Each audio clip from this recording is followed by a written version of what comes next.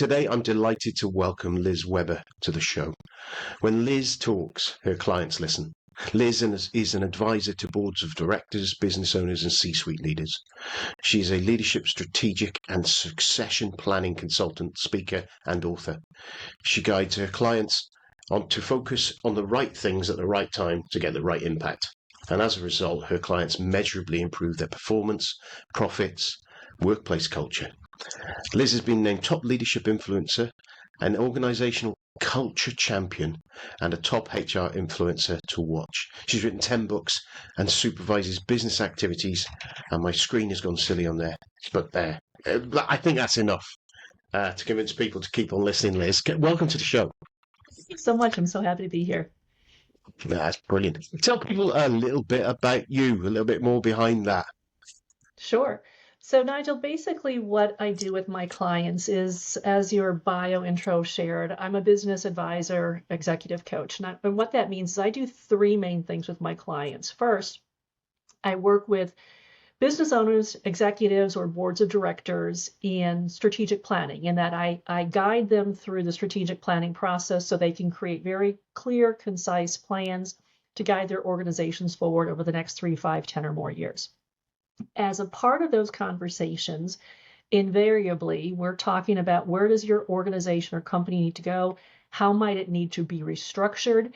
And then what type of talent do you need to make it happen? We get into leadership development and succession planning conversations. So I work with them on identifying who do you need at the right spot at the right time with the right talent? And then how do we identify those people either internally or externally? And then the third thing that I do is I work with them and their leadership teams to develop the talent they have right now, to do the jobs more efficiently they're doing right now, but to prepare for the jobs they will be doing in the future, given their plans. So that's what I do. Brilliant. And so where are you based now? Tell us a little bit more about where you are, because obviously you've got an accent, in my mind. I have an accent, and I am based out of the U.S. I'm based out of Pennsylvania. Where I'm located in Pennsylvania, though, Pennsylvania is on the eastern part of the U.S. I am 90 miles and 90 minutes north of Washington, D.C. So on the east coast of the U.S., the states are kind of smushed together, and I'm on the southern part of Pennsylvania. I live in a lovely little rural area. My husband and I have about 36 acres. We used to have horses. Wow. We don't right now, but we have lovely views outside our windows in all the metropolitan areas. D.C., Baltimore, New York are within a drive of our house. That's awesome. That's awesome. I one of my previous guests was doing some leadership coaching with horses as part of the process of getting people to she bring teams into her stables and that with the 4 or 5 different horses with all their different characters. And the thing that she always said to me, my brain's gone today, I must be tired.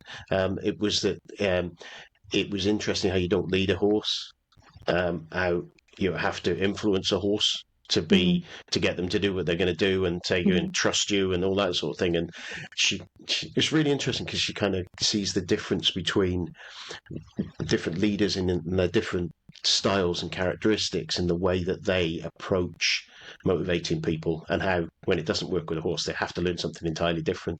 So I imagine you'd quite enjoy that conversation.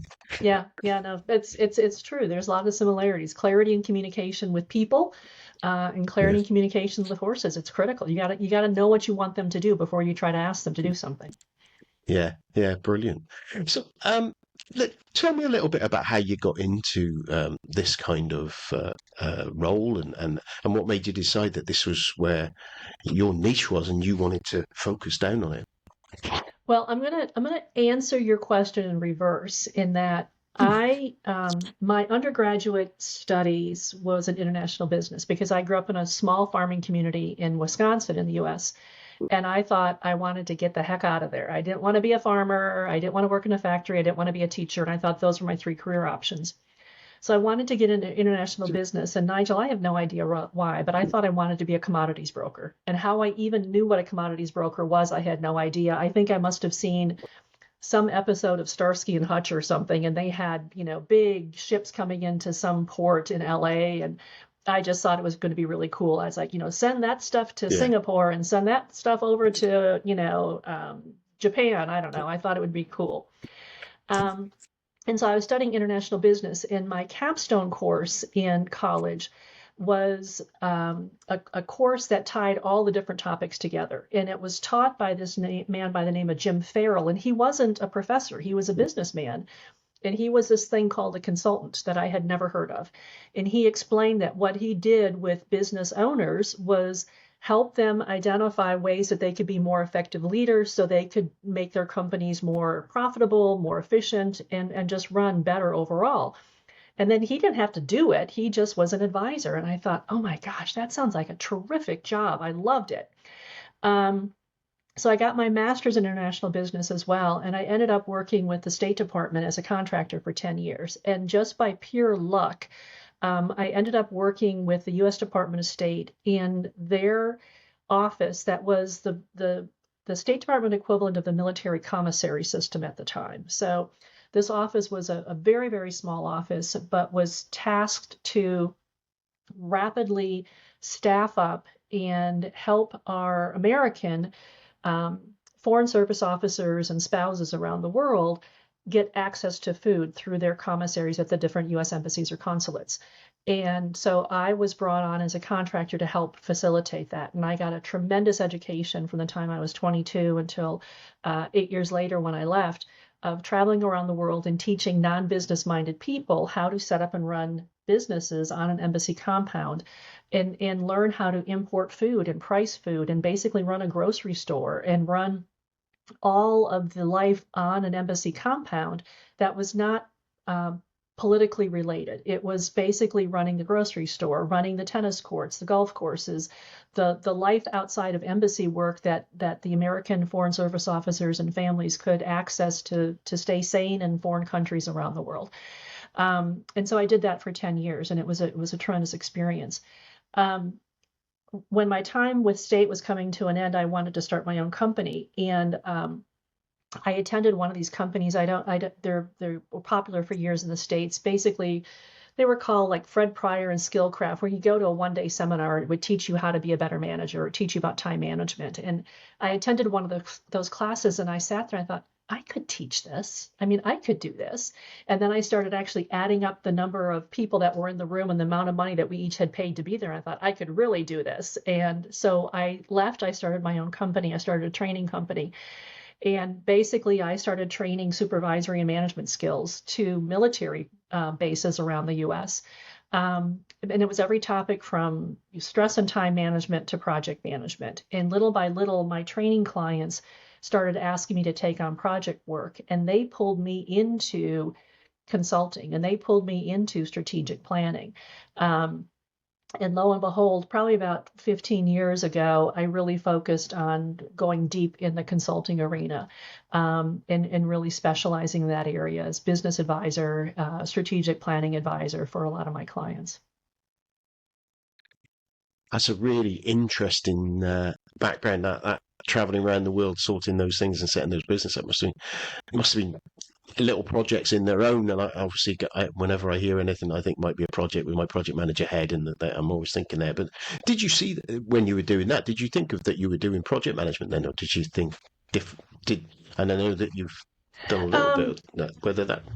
Yeah, there was a lot of project management involved in the work that I Yeah. did when I was working with the State Department, because one of my responsibilities was also setting up conferences around the world. So we would have regional conferences to bring in the managers from these different, they were called employee associations, these different entities at the different embassies and consulates, to bring them together and provide training and information and resources to them. And it was my job to organize those conferences and then to also be a presenter at those conferences. So yeah, there was obviously a lot of project work, but then also, coordinating with and helping the different embassies, set up their systems internally so that they could order food and they had resources.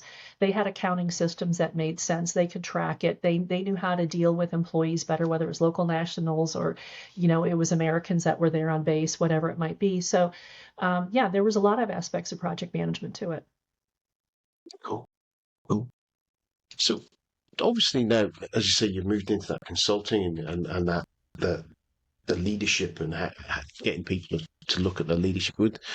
What do you see when you're going into clients? Are there sort of like some common threads that you see, whether it is in the manager behaviour, whether it's cultural or what, or sort of commonalities? What kind of things do you see? And I'm guessing in some organisations you've gone into, there'll be project biased organisations, and whether they're different to sort of, although all organisations have become more project based, but you know, what I mean, there are some more operational type organisations compared to project led. There's differences within those.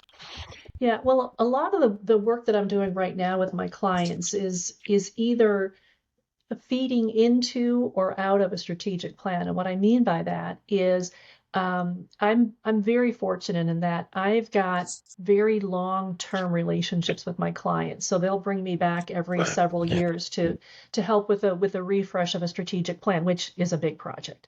And so the work that I'm doing with a couple of them right now, for instance, is as they are progressing through their strategic plan, helping them quarter by quarter identify, number one, where are they on the plan? What have they been working on? What's working? What's not? What's currently viable with the plan given current situations? I mean, there's so much flux with technology, with people, whether they're working remote, hybrid, or return to office, and the challenges that go along with that. There's labor shortages of identifying, where can we find people. A lot of my clients are continuing to work with digitization and getting better at going completely paperless. I do a lot of work with state governments here in the US, and they have had a really hard time. They've been slow to digitize, and to try to lift that heavy burden is hard to do. So helping with them with that type of project work is a big part of it. But to your question, the challenge is number one, morale. And COVID changed everything. People say it didn't, but Yeah. it did. COVID changed everything. And coming from that, how do you deal with a workforce who some people don't ever want to return to work, some are happy to return to work, some only want it on their terms. But I will say for most of my clients who are leaders and managers, it's quite often easier when you've got people in the office, even though half the time the managers don't want to be in the office. They would prefer to work from home too. So it's continuing to find that right mix of location and the working situation with employees. It's also dealing with the never-changing complexities with whatever industry they're in. Right now, my client base, I've got government clients, I've got financial services, I've got professional services. I don't have manufacturing right now. I typically have manufacturing. In whatever industry you're in, the level of complexity and regulation, at least here in the US, just continues to rise, sometimes exponentially. So you tie regulation increases on top of technology enhancements increases and opportunities and challenges with AI on top of cyber risk. The number of challenges that leaders have to deal with has just grown exponentially. And so it's a long answer to your question. They're just juggling a lot of balls right now. And that's why, I say I help leaders focus on the right things at the right time to get the right impact. It sounds like a catchy little phrase, but it really means that I had a coaching call with a CEO today. And what I thought he and I were going to talk about was not what we were going to talk about, because he had something else that had just come up. And he's just like, I just need to think this through with somebody. I need you to talk this through with me. And in that particular situation, it was dealing with a CFO who doesn't think like a CFO. And so a lot of it is just helping the leaders at the moment. It might be what's facing them today. It might be what's facing them at this minute, given the email or a text or a Slack message or a phone call they just received, and how to think through it. Because there are just so many different issues that hit them at the same time. It's a gift when they have an hour to focus on just one thing. I can. I'm not a CEO, but many ways with the I always try to think of my projects that I'm delivering, and when I'm doing that kind of mindset of it's my business, my ownership in many ways, it's sometimes quite difficult to do that. But and I think quite a lot of PMs have that challenge where you have that many. You typically see pictures of project managers and what life's like for a project manager, and there's a lot of fires being put out, and similarly in that seat, the sort of middle manager and senior manager above, and that's the PM role kind of sits. There is always something broken. There is always something more important than what you're looking, or more urgent than what you're looking at this moment, but not necessarily as important. And it's a really that prioritization of work. I have been on goodness knows time management courses where I think somewhere in the background here there's an old Filofax that I keep hanging around just for the fun of it and because I don't throw things away. But I remember going on that time management course, and it was the time management system. I think it was the only alternative to Filofax. And Filofax was a bit more expensive, and there was this other one, and it had their own ways of doing it. And prioritization was all the things, different ways of doing it. And over time, I've done the usual 4 matrix things for doing that. But it's difficult to, when you're in that group of fires, to realize that you can step up and go, and actually none of those are important. You need to be doing something else. And it's a hard decision. And sometimes you've got to, I think I've talked to people before now. There's a podcast I've mentioned nearly every time I'm on this show is on with the show is the Manager Tools podcast, and Mark and Mike talking about delegating to the floor. And it's kind of things that sometimes you've got on your list to do that you just decide you're not going to do. You might get in trouble for it. You might get flack for it, but you decide you take that flack for it. And I imagine with the CEO, they're not getting the flack for it, maybe from shareholders and things, but there's things where they've just got to decide, I'm not going to do it. Yeah. You know, it's interesting that you say that because yesterday morning I was on a call with the executive team for one of my clients they're stepping out their strategic plan, and we're doing the for them it's a Q4 update, and to exactly what you're speaking about. One of their critical hires is a new PMO, for a manager for the new PMO, because they've got so many projects that are interconnected. There really needs someone who understands not only project management, that's a given, but they need someone who understands the business and understands the interconnectivity of these different projects and how to your point, prioritize from a strategic positioning perspective what needs to move forward, regardless of what the timetable of the original plan was, what needs to move forward, what needs to be pulled back, and then how to nuance those conversations with the different VPs so that they understand why adjustments are being made. I mean, the skills from the PM have got to be people savvy first, and then project management technical second. Because it's crucial. It's just crucial to this organization's ability to do what they need to do over the next 3 years. Yeah, I had a conversation recently with someone around that role that is being mooted at a few places around where in IT, I suppose, is where it's come from originally. But when I was in finance, I failed as an accountant, but I worked in accounting, and the finance team owned the IT system that I was putting 9.5-inch floppy disks into backup as one of my roles as someone in the finance team. And then I was looking after the stock system as part of the finance team. And then I moved to somewhere else and I ran the computer but I was an IT person. I wasn't IT, I was finance, but because it all sat within there. And eventually over the years in some organizations, I imagine it still stays there, but that IT role has become equal with that finance role. And I kind of see it as business and industry generally migrates to because change is so constant, project-based organizations that the Spotifys are, they're not just an operational business. There's a constant change business. Mm. The role of that PMO, that chief project officer, because again, if you sit under, and quite often they sit under that IT team, or maybe they'll have a change function that sits under the HR team, and it's whether that role is becoming more critical to have that independent view across, because obviously you get VPs who don't like each other. You'll have a finance VP who might have the change team there, and then you've got marketing VP, but they want this done because they don't get on.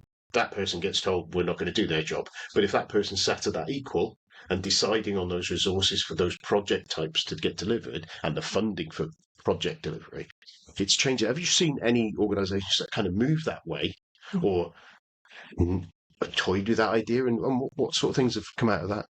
Yeah, actually, the client that I'm just referencing here, this PMO office is new for them, and they're moving it to direct report to the executive team, which I think is brilliant. To exactly your point, because you can't bury it under one of the other functional roles, because it needs to have enough cachet that it can ding the finance department, it can ding HR, it can ding operations, it can ding any other department that it needs to get information from them, to influence them, but also to track the projects and to try to ensure that timelines and things are hitting when they need to hit appropriately.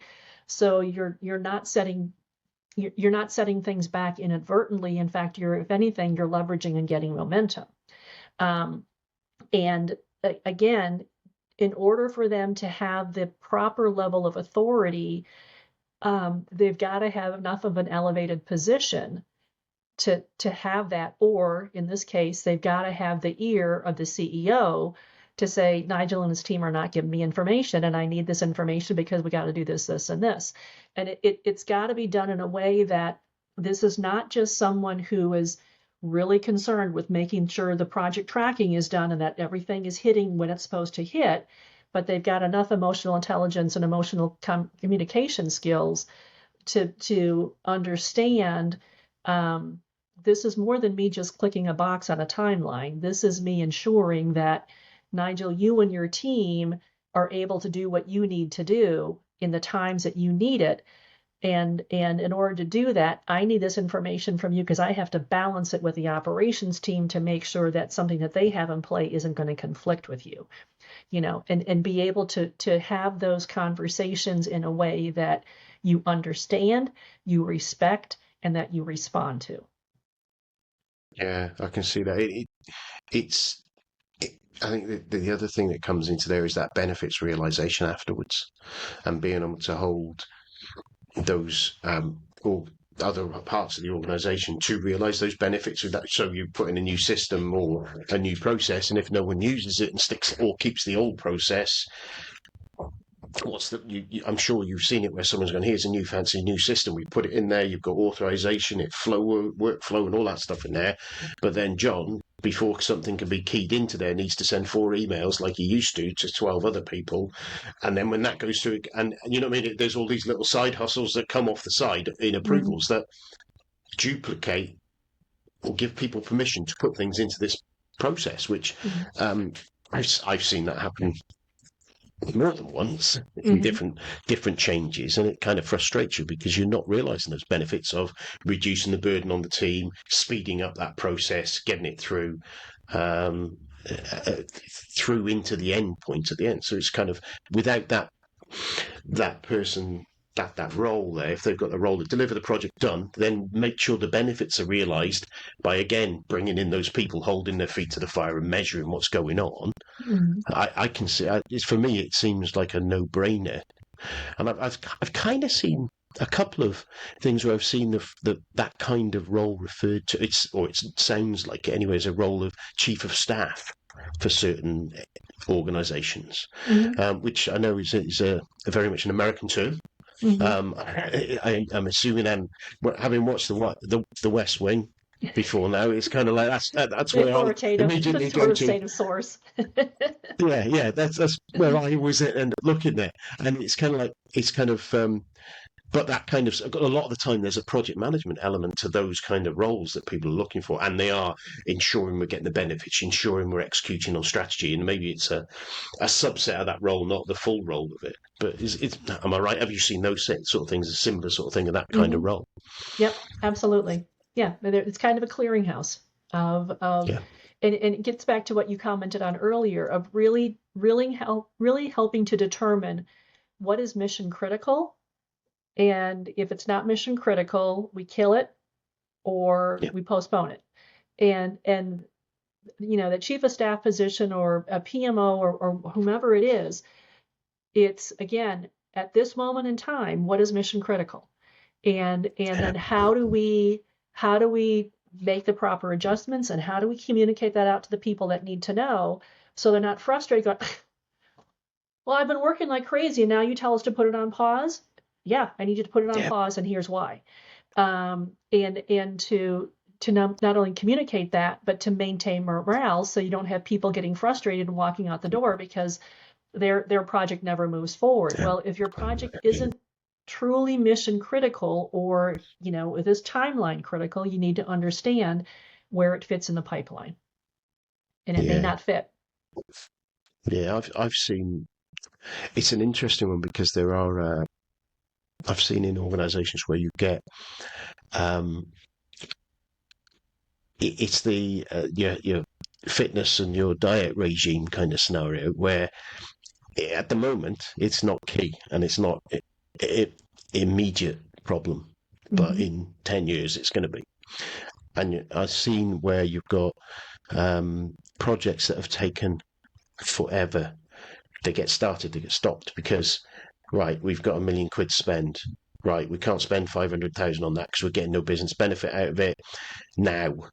And there's that balance of that longer term. You build up, like in IT, you'll build up a technical debt that eventually becomes more expensive than it was, or even worse, it breaks. And your services stop, or your customers aren't getting what they need. It's like keeping your vehicles maintained. You do it anyway; it's a default. And sometimes with IT systems, especially, it becomes that you keep them running, but sometimes you've got to replace them because they are not fit for purpose. And like but then I suppose some organisations have run a fleet like that as well, run the fleet vehicle into the ground, then buy a new one when you've got a problem. But that means short term, your customers have not got that service. And I've been on the end where those have been cancelled and been frustrated as a delivery person when I've just got my delivery head on and it's delivering for a customer. Can't you see that this is there? But then I have to remember that actually what is their business priority at that time?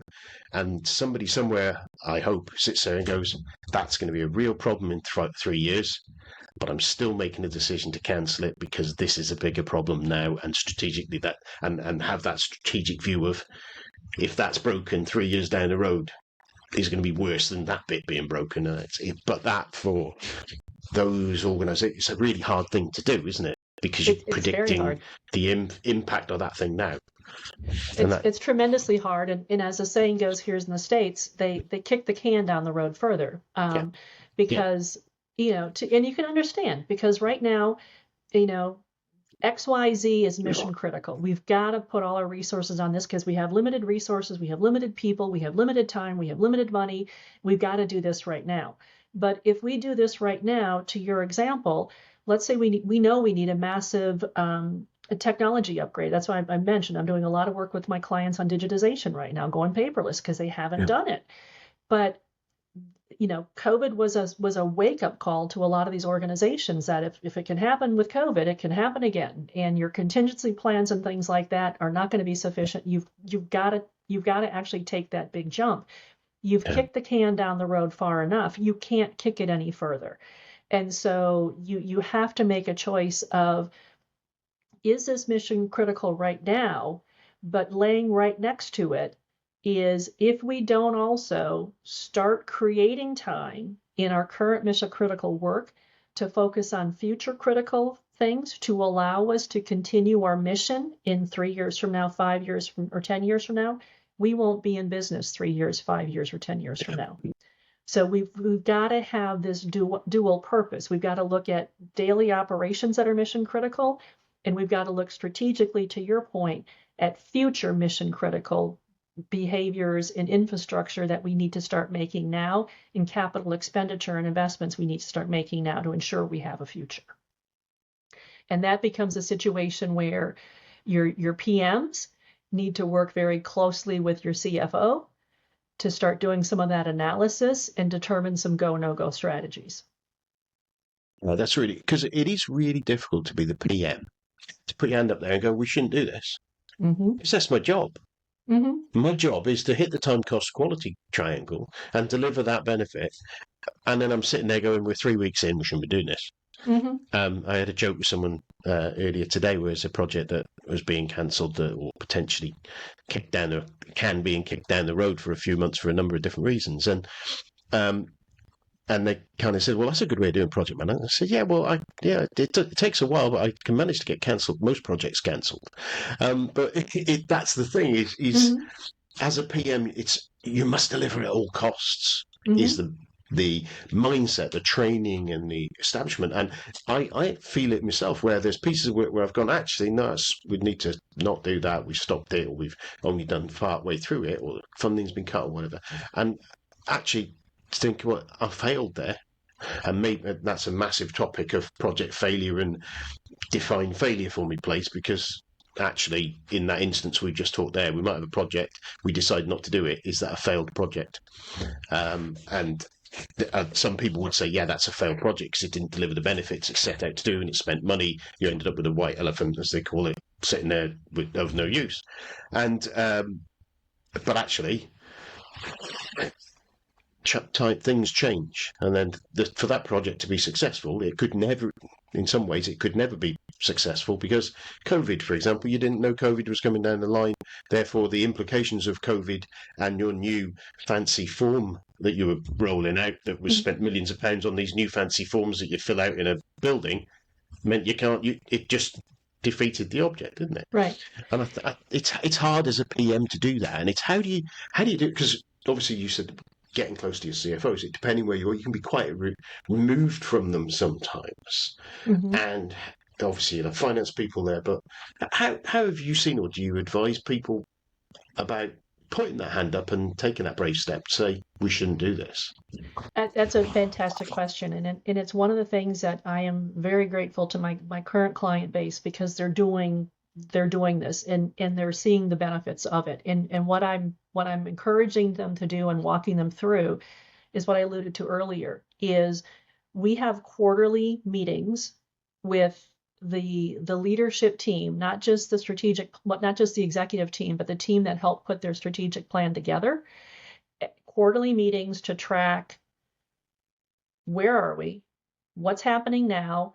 What's coming down the pike? What's the next priority for Q1, Q2, Q3, whatever it might be? And in that room, it's not the CEO just talking out to the group. It's the CEO kind of giving a state of the company, state of the organization update.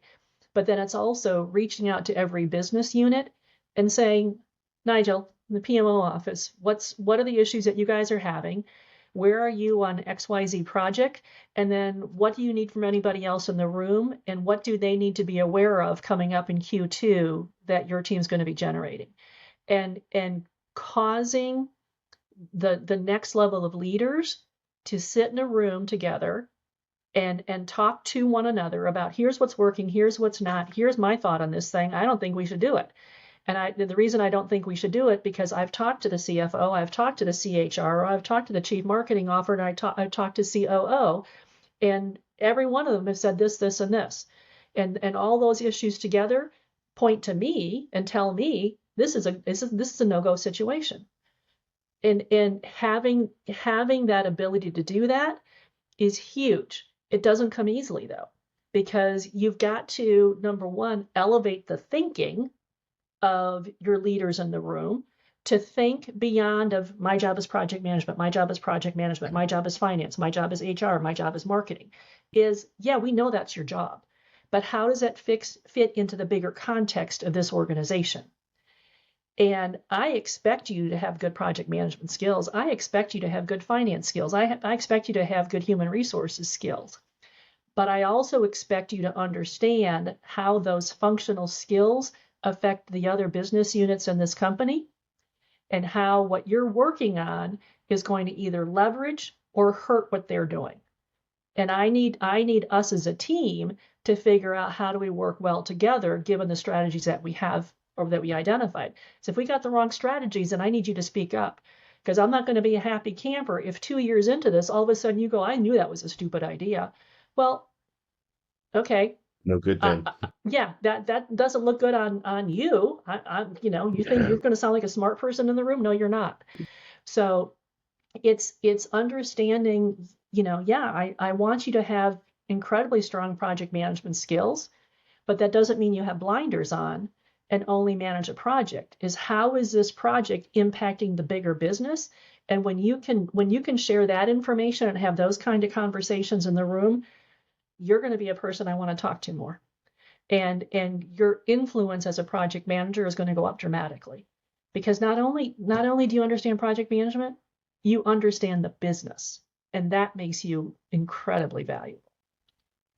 Yeah, it's interesting that because the first thing I kind of think there is how do you, and it won't just be how do you take those blinkers off, and how do you, if you're working with people, how do you help organizations give people permission to take those blinkers off for a start, and give them the education and training to be able to lift their head up is the way I envisage it, rather than being down, concentrate on what they're doing, look up and look a little bit around them. And what sort of things and tips and tricks do you give to people? And I know it's not a 5 minute, just do this. It's kind of how do you get people to think differently? So ideally, the CEO, the president, the owner, the executive director, whoever the top dog is that individual has to want the culture to change, in that he or she needs to want to hear from their leadership team. What can they tell you? What's working, what's not working? And that sounds like a pretty straightforward idea, but so the reason I have the job I have because a lot of leaders don't do that. The client I've been referencing last year, as soon as last year, I attended one of the quarterly updates, and all it was the CEO talking at people and then saying, okay, what can we hear from you? And the room was silent because they'd never been asked before. And then they thought, okay, I know what we'll do. We'll give little prizes to people if they speak up. And I'm thinking, oh my God, these are executives that you're talking to, and you're going to give them a star or a gift certificate because they asked a question in a leadership meeting? Seriously? So it was a matter of, number one, teaching the CEO in this situation what a well-run executive meeting should be like and how to build rapport with your team so they're comfortable asking questions. Thank goodness he was completely receptive, and he did it. And what he did simply, Nigel, no big trick. He started weekly meetings with every single manager to get comfortable with them. So when it came to quarterly meetings, they were comfortable asking questions in front of a group. Yeah, not a big issue. It's relationship building. Yeah. And then the other thing, if for whatever reason, the most senior person isn't receptive to that idea, what I recommend to managers who want to voice ideas but don't typically know how to do it, is when you do have an opportunity to speak with the CEO or VP or whoever is a higher authority than you, instead of saying, hey, I have an idea for you, they're probably going to go, thank you, but we're not really interested. If you share information that they've requested, I always suggest, when you share the information requested, you can say, and I also wanted to point out that when you look at numbers in lines 9, 12, and 37, I've highlighted here that they're going to show you that this information is critical. And so I've provided some suggested actions on your part on page 2.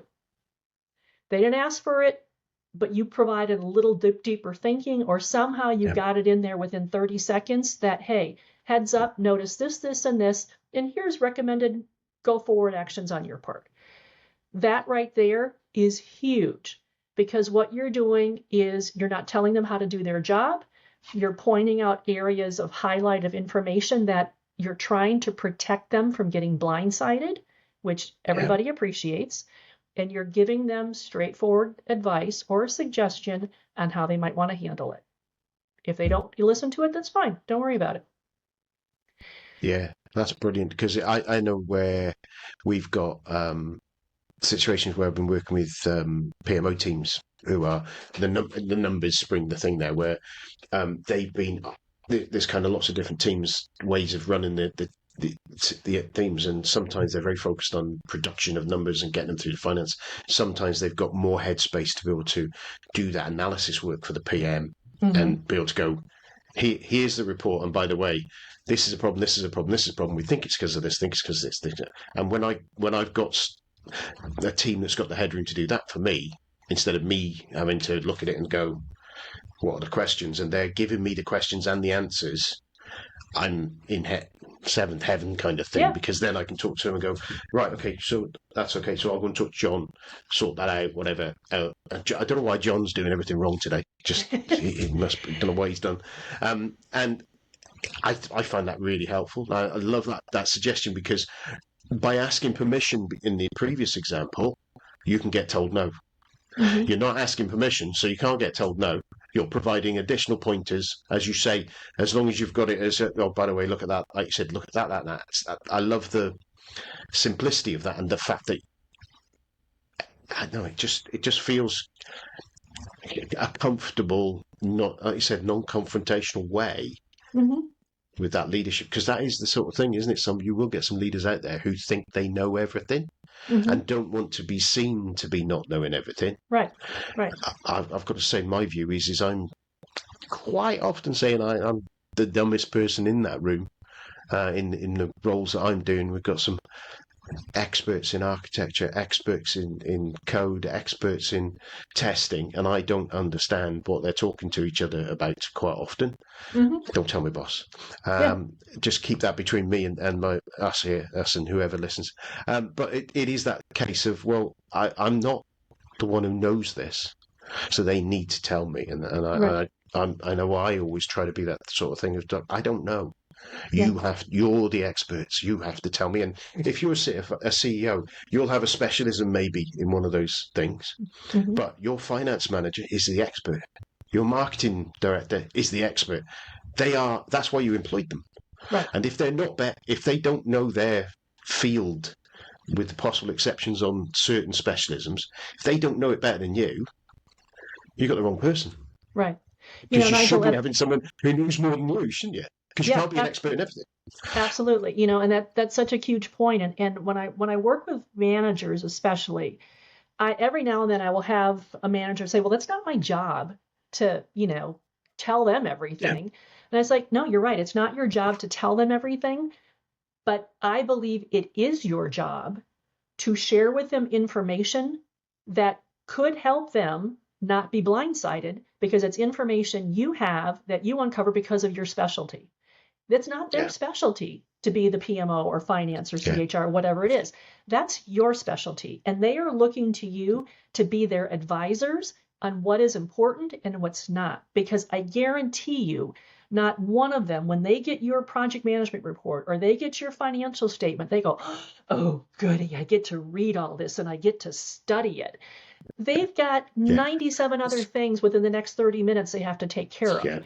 So they are looking to you to point them into what is a critical information, what is the executive summary information that they can trust and they can base decisions upon. That's what your job is. And I will tell you, I have a lot of managers that don't like my definition of what their job is. He's like, no, I send them a report. I have to send them a report every Friday, and as long as I do that, I'm doing my job. I don't agree with that. To me, that's barely hitting minimum. That's barely hitting minimum. I can see why people might get beat down to that, though. Oh, sure. And that's what I because if that I pick up on the word advisor that you put in there, and I think that's a fantastic phrase, because all the way down an organisation, you've got your team, and they're experts in their bit.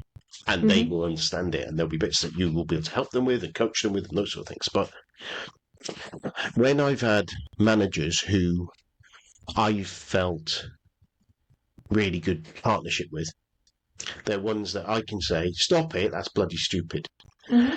Don't do that. I disagree with you entirely, and have a very strong, open disagreement with them. And they come back to me and go, well, you might think that, but that's what we're doing. And have that conversation whilst there's always a manager boss scenario, but having that feeling of you're part of, and it's a phrase I've used before now, is feeling you're part of something rather than part in something. So when you're part of that management team, that you are part of the success of the organization, however point you are, that transforms your behavior because you own that business as well. You feel part of it. And that scenario where you're saying there, right, just send the report, you wouldn't do that because you feel part of the success, and you go, look, we're going the wrong direction, boss. We need to do this. You will add that extra. But when you just feel like you're a part in something, all you're getting is, well, I'm just going to do that. I'm just a cog. As long as I turn, that'll happen. And that's, I can see why, as you said, people are doing the bare minimum, but I think that is there will be an element of come up, but that is a push down. And I heard a fantastic story on another podcast, a humorous one, of someone who's working in a municipal organisation, councils around here in the UK, and they went to a job. They were young and they were painting a wall or a building or something. He got there and the person who was meant to be doing it wasn't there, so he just got started painting it, and he kind of halfway round doing it, and suddenly the guy who was meant to be with him pulled up into the van and screamed at him, and he's like young 21-year-old or something, thinking, oh no, what have I done? Have I painted the wrong building? Is it the wrong colour? What have I done? He said, that's going to last us all week. Get in the van and have a read of the paper. And there's those different mentality but that will have been a mentality that is driven down by the culture of that organisation, that, if the work to rule sign of thing, if you work too quickly, and time and motion studies and all that sort of thing, if you work too quickly, then they're just going to give you more stuff to do. But at times people have been overburdened, and therefore their defence mechanism is tell people it takes longer. It's an interesting challenge in management generally to get the best out of people without beating them up, I suppose. Well, you talked about a lot of things there, and it's one of the conversations that I have with, the executive teams or owners, whatever, when I'm talking with them, because they don't do it anymore. But years ago, when I used to talk about culture, you kind of roll their eyes like, oh, here's talking about touchy-feely crap. And it's like, but to exactly what you're talking about, Nigel, is how do you want your employees and managers to feel about working here? Do you want them to go, I got to put in another 8 hours today, and they do just enough to survive and leave? Yeah. Or do you want them to actually feel a part of it and contribute and be able to say, I think this is a really stupid idea. We should not do it, boss, but let me explain why. Would you rather have that type of environment working with them? Or do you just want people going, here's a report, I'm leaving, it's 5:00. You can help shift that environment based upon how you interact with them as a leader. So either when Nigel says, hey boss, I don't think we should do this, you can say, that's great, shut up, we're going to do it anyway. And what you're doing is you're training him to shut up and just do bare minimum and not contribute, because he's a smart man. He's not going to sit and get belittled by you. So he's going to basically just punch the clock and do bare minimum. And either he's going to continue to do bare minimum and collect his paycheck, or he's going to leave. And then if he leaves, you're going to get, see, I told you, he's going to leave anyway. Or if he does bare minimum, you're going to say, see, he's just going to do bare minimum and doesn't bother. But you have created that behavior. So number one, you got to deal with that. So that's on the leadership side of it. Choose the type of leader you want to be to get the types of behaviors you want. From a manager and employee perspective, if you want to share suggestion to the boss of going, we should not do this project, it's stupid, let me explain why. And if the manager says, I don't care, we're going to do it anyway. And if that happens once or twice, pretty soon you go, is this the right place for me? Do I want to work here or not? And either you're going to say, like the 21-year-old painting the wall, okay, I guess I'm just going to be 21 and just, do basically a half a day's work or what could be a full day's work. These guys want to take a whole week. Am I going to be happy in this environment or not? You might or you might not be. And there are some people that are completely happy in that environment, and good for them. I mean, years ago, I did a training program for a local municipality here, a city. And I walked into the room, and it was a number of it was primarily all men, I believe, that were basically part of the maintenance and the mechanics group.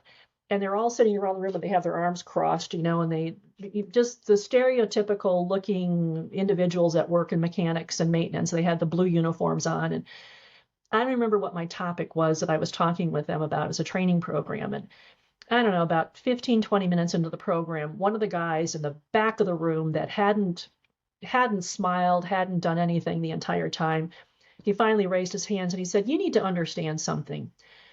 I've worked here for 35 years, and they don't pay me or any of us to think. We come here and I do our jobs." And Nigel, I will tell you, I literally had to control my mouth from falling open, because what I said to him was, "I'm sorry that has been the situation, but it's been your choice to work here for 35 years. So if you're happy coming to work and not thinking, then this is a job you have." And the room just kind of looked at me like, whew. But he's not an indentured servant. He worked for a city government. So it goes into, what do you choose? So far in our country, we have the right to choose where we want to work. And with the employment situation, there are lots of opportunities out there. And if you're good, people will come after you to get you.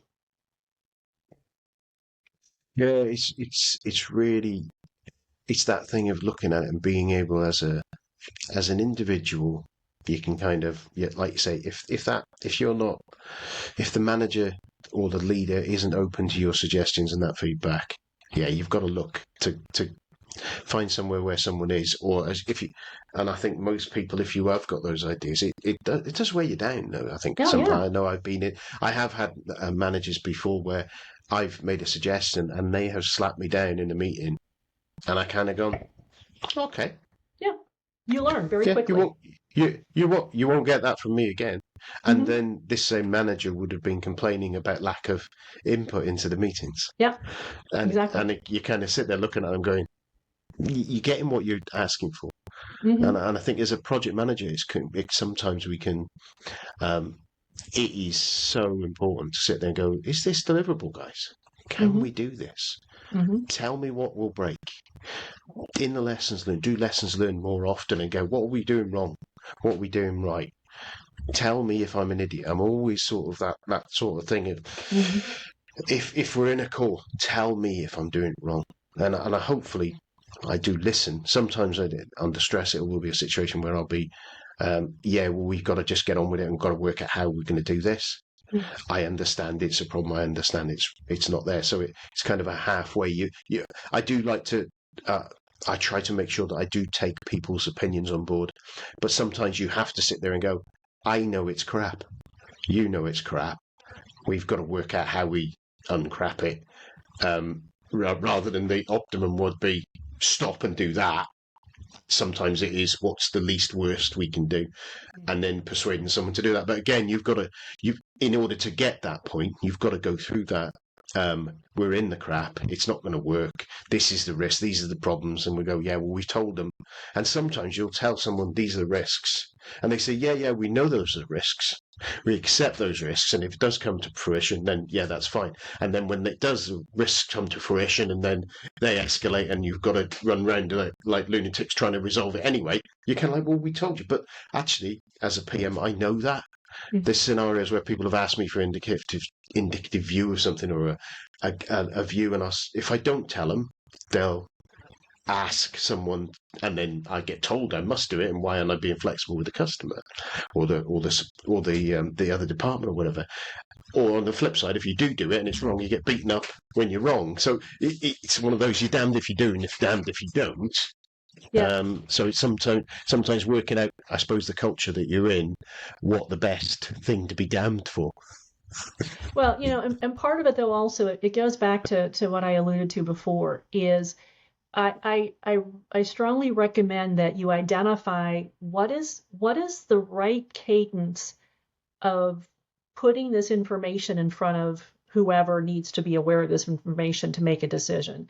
Is it quarterly? Is it weekly? Is it monthly? Is it biweekly? Is it bi-monthly? Whatever it is, so Mm. that you're not in a position 18 months down the road where the executive comes to you and is like, "What the hell, Nigel? This isn't working." And you go, "Well, I told you that 18 months ago." Well, 18 months is a long time for someone to remember a warning. But if you're on a cadence of a quarterly update or whatever it might be, that number one, it covers you more frequently, but it also is like, look, I've been dropping breadcrumbs, and this project went from green to yellow 6 months ago, and it now hit red. So, and I sent you the report, I emailed you, and I called you. You know, it's on you now, bud. Yeah, there's nothing we can do if you're going to sit there and you're going to keep your watermelon project and you keep it green until the last minute, and then Mm-hmm. cut it open and it's red. There's no, it's your own fault as a PM. And I Right. think, but again, I do find that difficulty with, and I say this tongue in cheek sometimes, is sometimes you have to. There's a resistance from project managers to raise those issues because they don't always get help. Mm-hmm. What they get is additional reporting Right. rather than help to solve the problem that's causing them the difficulty. So you go, Yeah. I've gone, Amber, I've got this problem with resourcing. It's kind of, okay, fill in this report, fill in this spreadsheet, Yeah. come to this meeting. And it's kind of, well, no, I've done all the things I can do. I Mm-hmm. need Yeah. someone from that exec team to step in and support at that point. And I think Right. that's the thing as a PM, it's hard, isn't it? Because you're, um, you're sitting there thinking, well, I sometimes you kind of sit there thinking, well, no one's going to do anything. Yeah. So what's the point? All I'm going to have to do is have more work that I haven't got time to do anyway. Yeah.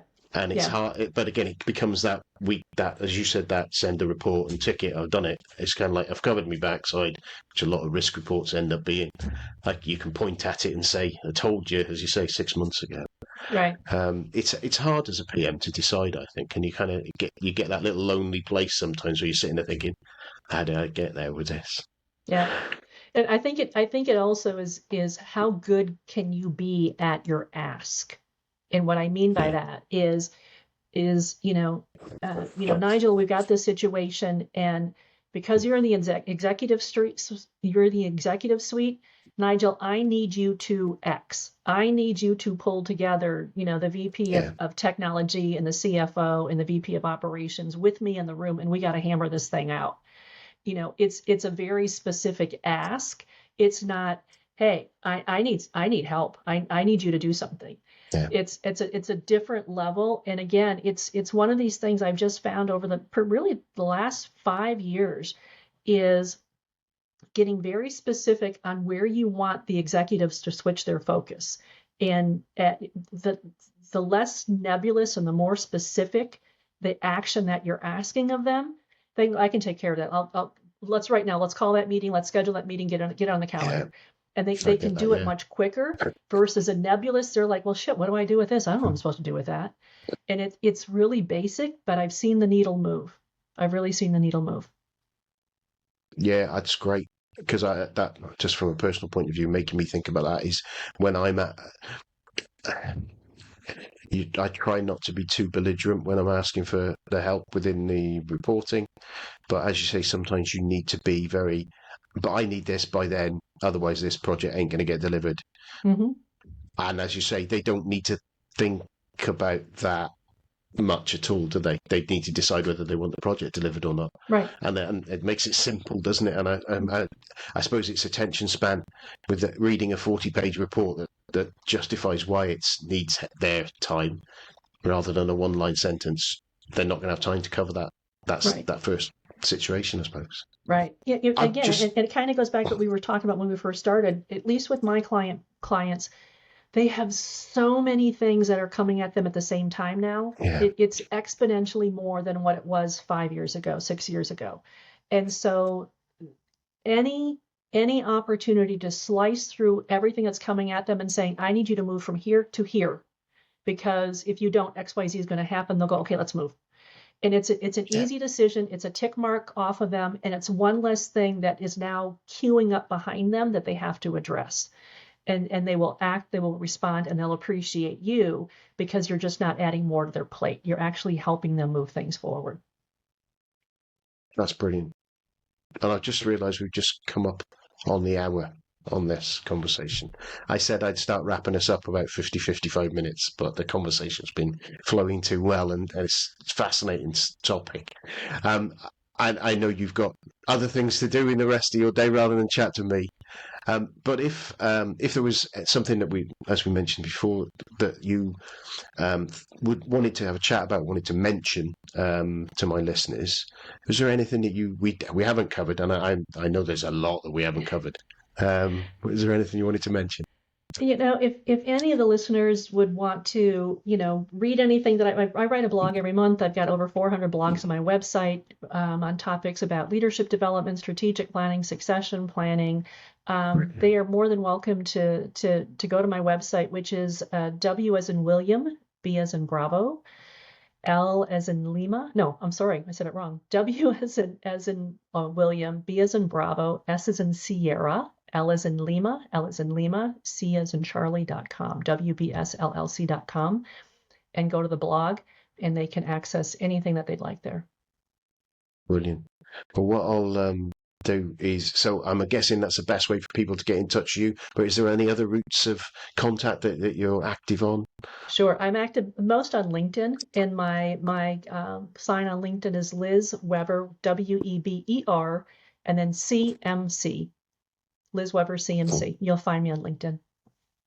Brilliant. So I'll put links in the show notes for that, so people can get hold of you. And to be honest, it's been a fascinating conversation. As I said, there's another several hours worth of conversation I think we could be having here, and it would be fascinating. I really appreciated the time that you've given me, and just thank you, and have a fantastic rest of your day. Thank you so much, Nigel. This has been fun. Cheers. In project management, we face a common problem. The plan differs from reality. It leads to undesirable consequences, such as failure to deliver a project on time, financial loss, loss of customer and management trust, and many others.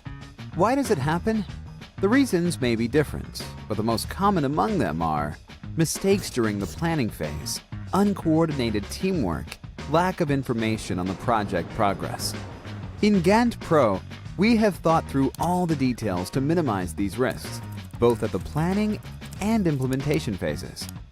At the planning phase, you save your time. Gantt Pro is an intuitive tool. In 10 minutes, you and your team will manage projects skillfully. Create a detailed and visual plan that answers what and when questions at any stage of your project. Minimize the risks of overdue tasks. Cut expenses by assigning resources like budget, time, and labor cost. You'll take into account all the constraints in advance. Planning is our strength, but we also made Gantt Pro an ideal tool to use at the implementation phase.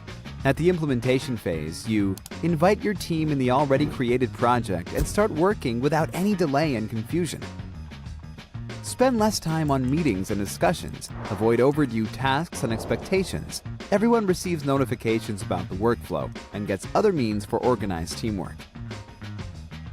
Evenly distribute workload and avoid employees over-allocation. Get information on possible risks in advance and remove them timely. Have at-hand information on the project progress. Keep track of its high-level status and even project portfolios.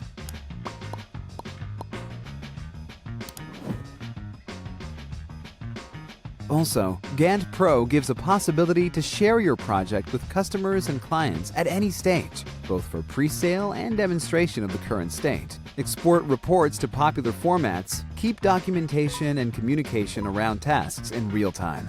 With Gantt Pro, you always know when a project ends, how many resources are needed, who is working on what, and identify risks of overdue tasks at early stages. Plan with Gantt Pro, professionally and easily. Well, it's goodbye from me, Nigel Creaser, and it's goodbye from him, the Sunday Lunch PM. Goodbye.